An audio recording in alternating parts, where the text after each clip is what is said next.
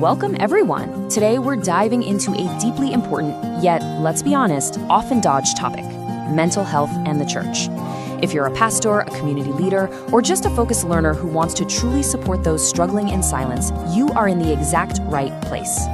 In this explainer, we're going to unpack some crucial research, look at some fascinating biblical contexts, and basically build a practical playbook for church leaders.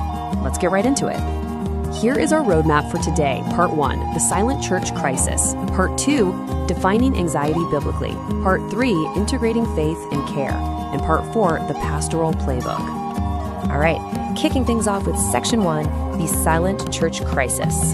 So we've got to start by acknowledging a pretty tough, unspoken reality. Mental illness, it isn't just something happening out there in the world. It's sitting quietly right in our pews, and yes, even in our pulpits. Check this out. 23%. According to Lifeway research, nearly 1 in 4 pastors themselves actually acknowledge struggling with a mental illness. I mean, that completely shatters this whole us versus them mentality, right? Pastors aren't immune superheroes. They're navigating the exact same human fragility as the people they lead. And this data brilliantly highlights a profound disconnect. Get this, 65% of family members of those with mental illness are practically begging for open church conversations about these struggles. But on the flip side, 49% of pastors rarely or literally never speak about it from the pulpit.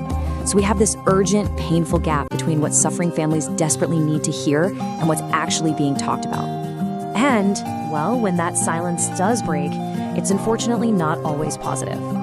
Research from Key Ministries shows that 30% of churchgoers actually face counterproductive interactions when seeking help. Look at this breakdown. 60% experience abandonment or a lack of involvement. 21% have their illness incorrectly attributed to demonic activity, which is just heartbreaking. And 19% are told their disorder is just a willpower issue, or, a faith deficit. This unaddressed stigma has absolutely devastating stakes. Because of those negative interactions, 15% of individuals experience a weakening of their faith.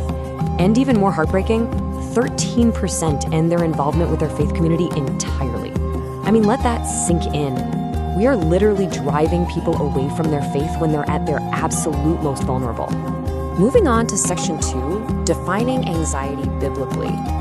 Okay, so to stop this stigma, we absolutely must correct some misunderstood theology about human emotion. A lot of the shame actually comes from English translations kind of flattening out complex biblical terms. Let's look at the original Greek. The primary noun used in the New Testament for anxiety is merimna. Now, this isn't just biological worry.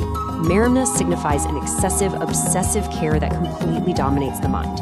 Actually, the root of the word literally means being pulled apart or distracted. It describes this relentless, self-centered cycle of what-if thinking about temporal, earthly uncertainties. Now here is the crucial contrast. When Jesus commands us not to be anxious, he's targeting merimnina, that obsessive, self-centered worry about temporal provisions. But the Bible uses an entirely different word, phobos, to describe somatic panic or suffocating physical fear. Think about when the disciples were terrified in that storm, experiencing phobos. Jesus didn't condemn them for a moral failing.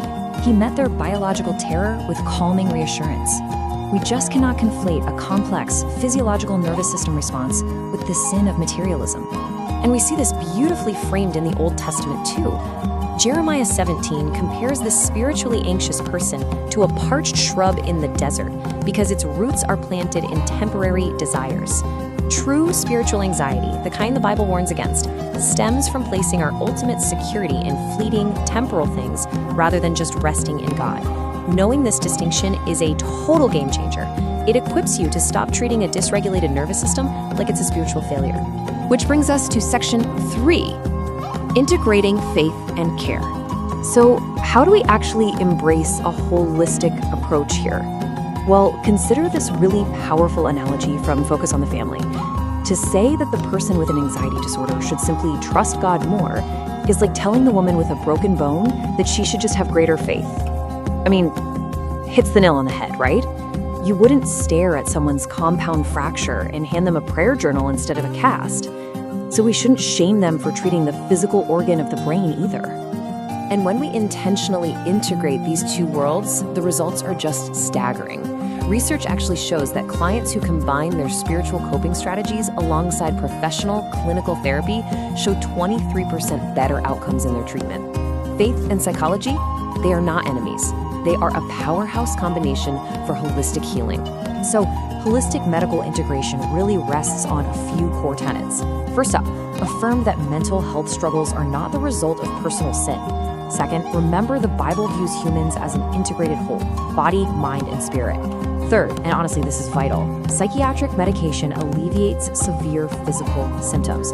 Once the nervous system is actually stabilized, the person can truly engage in counseling and spiritual healing. Therapy and medicine are simply tools of God's common grace. All right, final part, section 4, the pastoral playbook. We've looked at the data and the theology. Now, let's build a programmatic guide you can implement literally right now to change your church's culture. Step 1, educate leadership. Make sure your staff really understands that these are physiological realities, not spiritual deficits. Step 2, normalize the conversation. Talk about it from the pulpit. Pastors, share your own struggles. And step 3, partner with professionals. Remember, you are a pastor, not a clinician. Your job is to recognize the symptoms and warmly refer your congregants to trained professionals in your community. But, you don't have to outsource all the care. There are some incredible, evidence-informed resources churches can utilize right now to create safe, structured peer support environments. We're talking programs like Mental Health First Aid Training, the Mental Health Grace Alliance, the Sanctuary Course, and the Anxiety Opportunity Course.